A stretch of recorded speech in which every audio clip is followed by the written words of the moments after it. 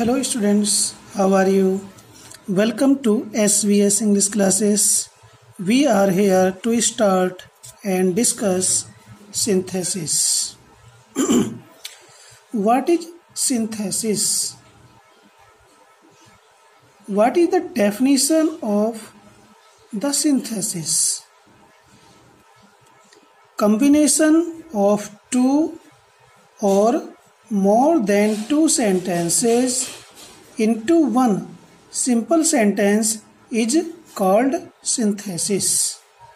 दो या दो से अधिक सिंपल सेंटेंसेस को मिलाकर के एक सिंपल सेंटेंस बनाना सिंथेसिस कहलाता है।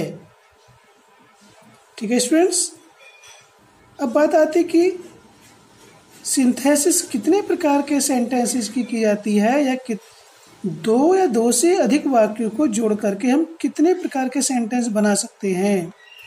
तो हमने आपको समझाने का प्रयास किया है काइंड्स ऑफ द सेंटेंस। ठीक है students, kinds of the sentence. There are 3 kinds of the sentence. Number 1 simple sentence, number 2 complex sentence and number 3 compound sentence. Sentence के बारे में हमने एक वीडियो बनाया है, the sentence and its classification. यदि हम उसको स्टडी करते हैं तो हमें सेंटेंस के बारे में और डिटेल से और डीपली नॉलेज मिल जाएगी। तो हम शुरू करते हैं सिंथेसिस में सिंपल सेंटेंस। तो सिंपल सेंटेंस की हम कैसे पहचान करेंगे?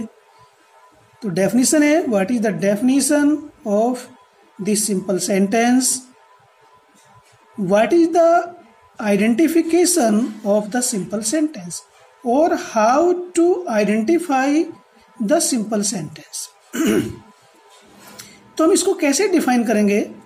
The simple sentence has only one finite verb and non-finite verb, one or two or more than two। एक सिंपल सेंटेंस में एक फाइनाइट वर्ब होती है और नॉन फाइनाइट वर्ब एक या दो या तीन होती हैं या नहीं भी हो सकती हैं।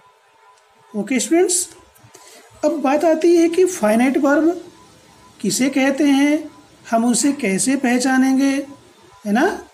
क्योंकि बिना पहचान के, बिना नियमों के हम ग्रामर में एक कदम भी उठा करके आसानी से नहीं रख सकते हैं। बिना नियमों की जानकारी के, पहचान के ग्रामर में एक कदम रखने के लिए हमें हजारों परेशानियों का सामना करना पड़ेगा। तो सबसे पहले हम जानते हैं फाइनाइट वर्ब्स क्या होती हैं। जिन वर्ब्स पर टेंस व सब्जेक्ट के नंबर का प्रभाव पड़ता है अर्थात बदल जाती हैं, उन्हें फाइनाइट वर्ब्स कहते हैं। ये तो डेफिनेशन हुई। हमसे कोई पूछता है कि भाई फाइनाइट वर्ब्स किसे कहते हैं, तो ये डेफिनेशन हम उसको सुना देंगे, ये हमें याद करनी होगी। तो First of all, doing something in grammar, we have to learn the rules by heart. Okay, students? इसके बाद आता है नॉन फाइनाइट वर्ब्स। जिन वर्ब्स पर टेंस व सब्जेक्ट के नंबर का कोई प्रभाव नहीं पड़ता अर्थात नहीं बदलती हैं, उन्हें हम नॉन फाइनाइट वर्ब्स कहते हैं। तो नॉन फाइनाइट वर्ब्स सब्जेक्ट एक वचन हो, बहुवचन हो, कोई सा भी टेंस हो, उनका इस पर कोई प्रभाव नहीं पड़ता, उन्हें ही हम नॉन फाइनाइट वर्ब्स कहते हैं। यहाँ पर कुछ एग्जांपल्स हम आपको एक्सप्लेन कर रहे हैं जिसके माध्यम से आपको फाइनाइट वर्ब्स और नॉन फाइनाइट वर्ब्स में अंतर करना और पहचानना बहुत आसान हो जाएगा। Let us see some examples which we are going to discuss with you. Okay students, these are 6 examples. First, he is going to school. यहाँ he के साथ is है, going to school. you यहाँ पर सब्जेक्ट बदल जाता है, तो प्रेजेंट कंटिन्यूअस टेंस में you के साथ are, he के साथ is है, you के साथ are, ये सब्जेक्ट के नंबर के अनुसार बदल रहा है. गोइंग टू स्कूल, यहाँ भी गोइंग है, यहाँ भी गोइंग है. बदल क्या रहा है? ये चीज़ें बदल रही हैं. ही के साथ इज आ रहा है, यू के साथ आर आ रहा है. अब हमने यहाँ पर सब्जेक्ट का प्रयोग किया आई के साथ आया है एम. यहाँ फिर से गोइंग आ रहा है, गोइंग टू स्कूल. फिर हमने यहाँ पर ही लिया, ऊपर वाला सिंगुलर नंबर, लेकिन यहाँ टेंस बदल गया है. क्या हुआ? वाज. ये तीनों सेंटेंस प्रेजेंट कंटिन्यूस में है, ये पास्ट कंटिन्यूस में है, तो ही के साथ वाज हुआ. टेंस का प्रभाव पड़ गया. लेकिन गोइंग टू स्कूल, यहाँ फिर से ही गोइंग आ रहा है. सेंटेंस नंबर 4 में गोइंग ही आ रहा है. फिर आता है plural number, they were going to school. अब यहाँ पर वाज था ही के साथ, यहाँ पर दे हो गया, सब्जेक्ट का नंबर बदला तो वर्ब भी बदल गई. यहाँ पर फिर से गोइंग आ रहा है. She will be going to school. अब देखिए यहाँ इन तीनों में 1 2 3 में प्रेजेंट कंटिन्यूअस था, तो सब्जेक्ट के नंबर के अनुसार इज एम आर आ रहे हैं. यहाँ टेंस बदला 4 और 5 में, तो सिंगुलर के साथ वाज और प्लूरल के साथ वर आ रहा है. फिर यहाँ टेंस बदला, तो यहाँ सी के साथ विल बी हो गया. ये विल बी यहाँ फ्यूचर कंटिन्यूअस टेंस में आ रहा है. लेकिन ध्यान देने योग्य बात यह है कि हम देखते हैं कि 6 के 6 एग्जाम्पल्स में, 6 के 6 सेंटेंस में यहाँ जो समान रूप से एक ही चीज प्रयोग की जा रही है, इसमें तो कोई परिवर्तन हो ही नहीं रहा है. ठीक है स्टूडेंट्स, तो जैसे हमने डेफिनेशन आपको बताई कि जिन क्रियाओं पर सब्जेक्ट के नंबर व टेंस का प्रभाव पड़ता है वे फाइनाइट वर्ब्स होती हैं, और जिन वर्ब्स पर सब्जेक्ट के नंबर व टेंस का कोई प्रभाव नहीं पड़ता है उन्हें नॉन फाइनाइट वर्ब्स कहते हैं. तो ये जो हम यहाँ पर लाइन खींच रहे हैं कि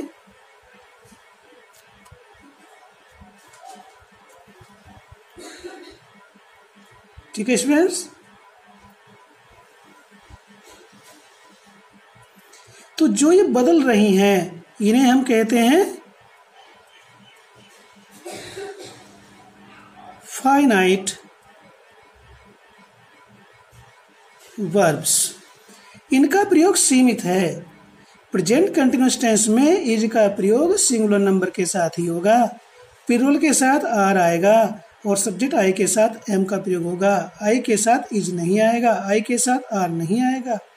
तो ये सीमित प्रयोग है. तो जहाँ जिन वर्ब्स का प्रयोग सब्जेक्ट व टेंस के अनुसार सीमित होता है वे फाइनाइट वर्ब्स होती हैं, और जिनका प्रयोग सीमित नहीं होता है उन्हें नॉन फाइनाइट वर्ब्स कहा जाता है. तो ये हुई नॉन फाइनाइट वर्ब्स.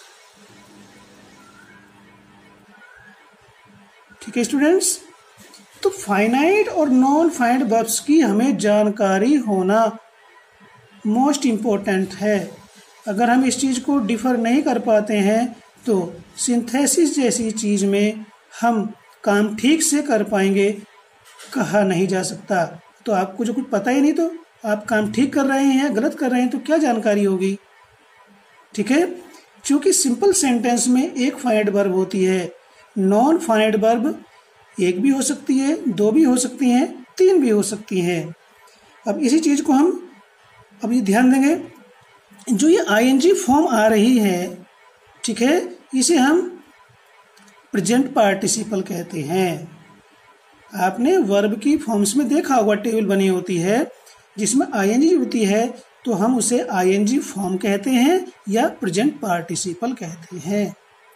तो ये नॉन फाइनाइट वर्ब में एक है प्रेजेंट पार्टिसिपल. और ध्यान दें, इसका प्रयोग 6 टेंस में होता है, 3 कंटिन्यूअस और 3 परफेक्ट कंटिन्यूअस. तो 6 टेंस में इसका प्रयोग किया जाता है। Let us see the second example. I like to dance. Present indefinite tense है, फर्स्ट पर्सन है तो फर्स्ट फॉर्म आ रही है। सिंगुलर नंबर आया, सी लाइक्स टू डांस। अब यहाँ टेंस बदलता है, he liked, past indefinite tense हो गया, to dance. You will like to dance. यहाँ इन दो 1 और 2 में प्रेजेंट इंडेफिनिट है, नंबर 3 में पास्ट इंडेफिनिट एंड नंबर 4 में फ्यूचर इंडेफिनिट। यहाँ जो वर्ब बदल रही हैं वो सब्जेक्ट के नंबर व टेंस के अनुसार, लेकिन हम दूसरी चीज़ देखते हैं जो बदल ही नहीं रही है। यहाँ भी टू डांस है, यहाँ भी टू डांस, यहाँ भी टू डांस, यहाँ भी टू डांस, इसमें कोई परिवर्तन नहीं हो रहा है। ठीक है स्टूडेंट्स, इसमें कोई परिवर्तन नहीं हो रहा है, तो हम इसी चीज़ को पहचानेंगे कि फाइनाइट कौन सी है और नॉन फाइनाइट कौन सी।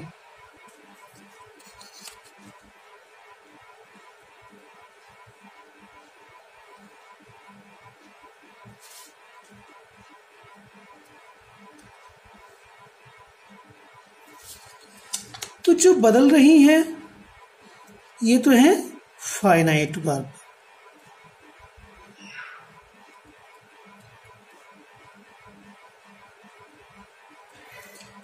ठीक है, जो बदल रही हैं ये सब्जेक्ट के अनुसार, सब्जेक्ट के नंबर के अनुसार व टेंस के अनुसार बदल रही हैं, तो ये हुई फाइनाइट वर्ब्स। और जो बदल ही नहीं रही हैं ये हुई नॉन फाइनाइट वर्ब्स।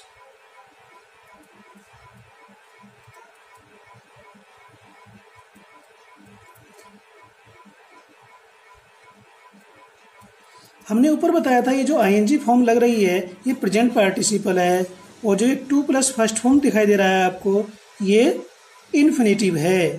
और ध्यान दें स्टूडेंट्स, किसी भी बात को जब हम स्टडी करते हैं तो हमें उसे सिंसियरली लेना चाहिए, लाइटली नहीं।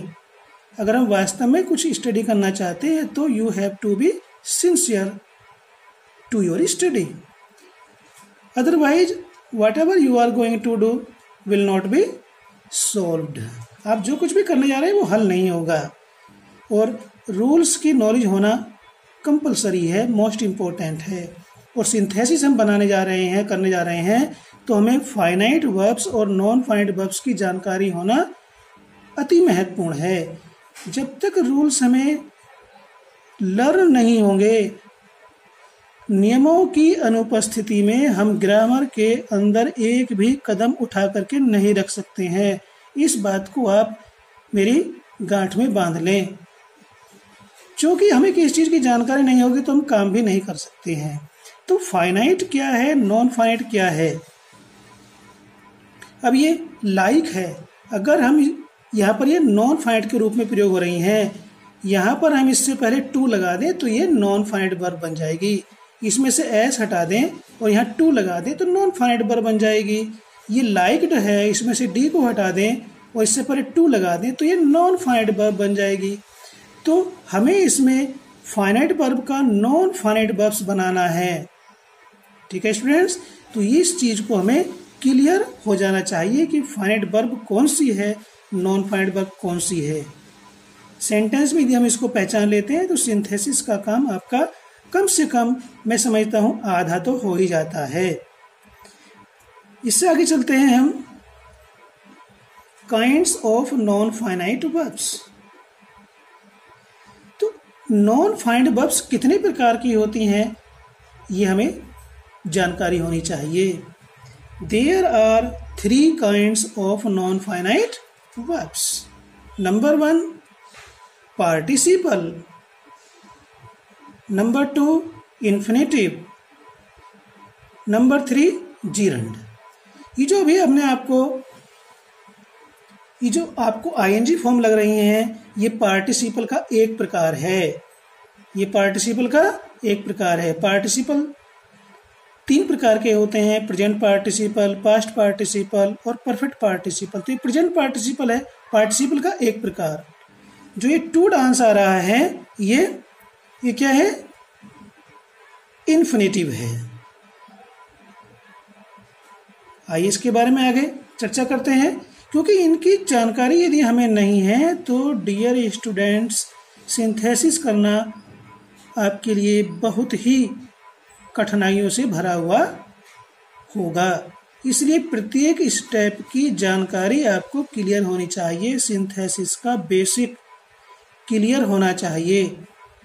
क्योंकि जैसा ये संयुक्त वाक्य को संयुक्त करना होता है, जोड़ना होता है, तो ये नियमों से ही होगा।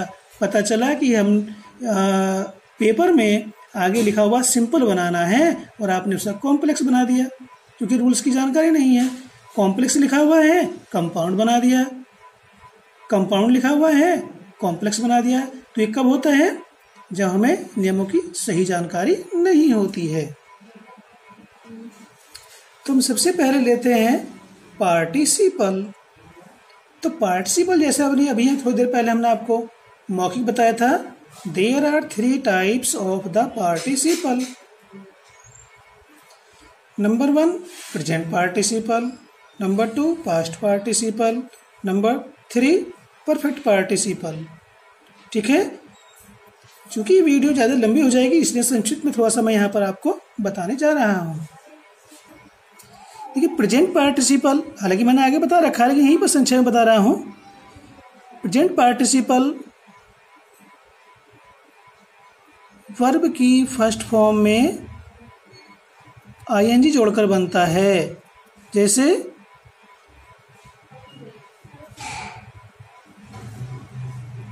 टॉकिंग। फिलहाल मैं आपको इतना बता रहा हूँ, डिटेल में आगे जब इसका हम प्रयोग करेंगे प्रेजेंट पार्टिसिपल का तब बताएंगे। पास्ट पार्टिसिपल वर्ब की थर्ड फॉर्म होती है और perfect participle having plus verb की थर्ड फॉर्म। और ध्यान दें, ये जो प्रेजेंट पार्टिसिपल है ये एक्टिव और पैसिव दोनों होता है। ये एक्टिव है,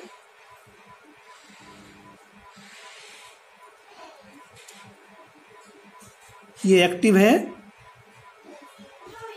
और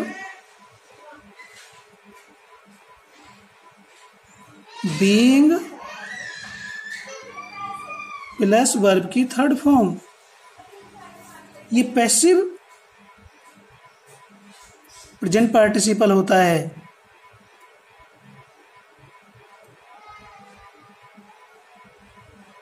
पैसिव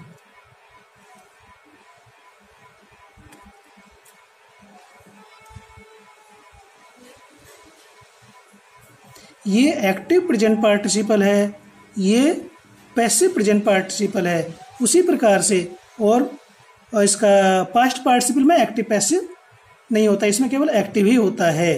ठीक है स्टूडेंट्स, अब आता है ये नीचे परफेक्ट पार्टिसिपल। तो ये परफेक्ट पार्टिसिपल है, ये एक्टिव है, ये एक्टिव है, इसका पैसिव होता है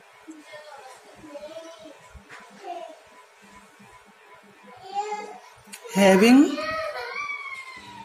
बीन प्लस वर्ब की थर्ड फॉर्म। ये पैसिव होता है। तो एक्टिव पैसिव दोनों होता है, प्रेजेंट पार्टिसिपल में भी और परफेक्ट पार्टिसिपल में भी। अब नीचे देखिए, थोड़ा सा हम आपको बताते हैं, हालांकि इसकी 2 वीडियो बनने वाली हैं क्योंकि बहुत लेंदी हो जाएगी। Use of present participle. तो नंबर 1 मेन वर्ब की फर्स्ट फॉर्म में आईएनजी जोड़ करके प्रेजेंट पार्टिसिपल बनाते हैं।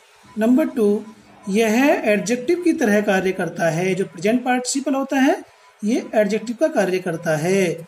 इसका हिंदी अर्थ कर, ता हुआ, ती हुई, ते हुए आदि शब्दों से निकलता है।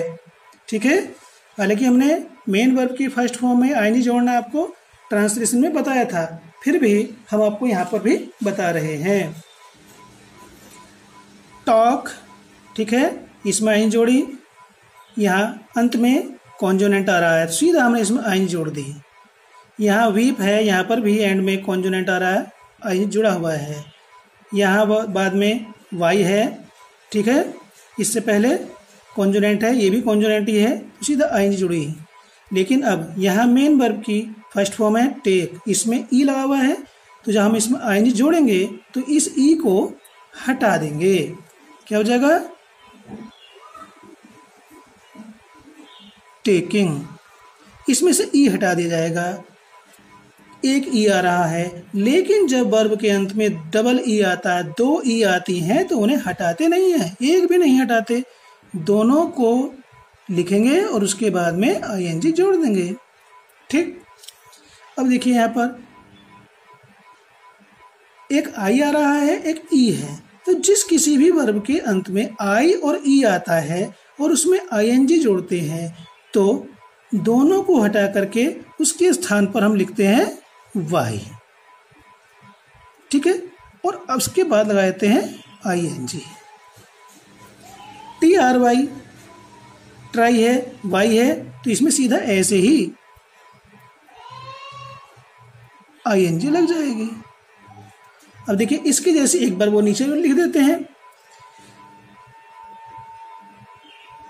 डाई, इसमें अगर हम आईएनजी जोड़ते हैं तो ये इसके ही जैसा है टाई के, यहाँ पर भी आई ई आ रहा और यहाँ पर भी आई ई है, तो जिस किसी वर्ब के अंत में आई और ई आता है और उसमें आईएनजी जोड़ना होता है, तो हम उस आई और ई को हटा करके वाई करते हैं और उसके बाद उसमें आईएनजी जोड़ देते हैं।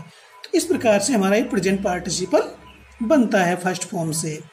अगर आपने इसमें ऐसे ही आईएनजी लगा दी, ठीक है, तो फिर ये गलत हो जाएगा, आप रूल को फॉलो नहीं कर रहे हैं।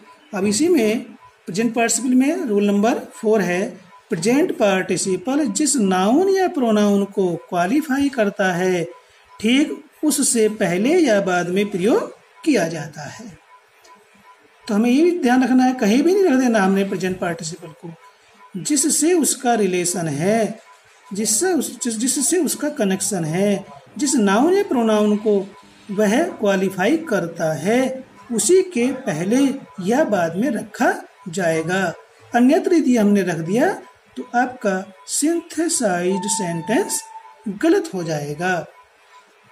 हमें प्रत्येक पग पर हमें रूल फॉलो करने पड़ेंगे, otherwise you will make a mistake, the sentence you will synthesize will be wrong.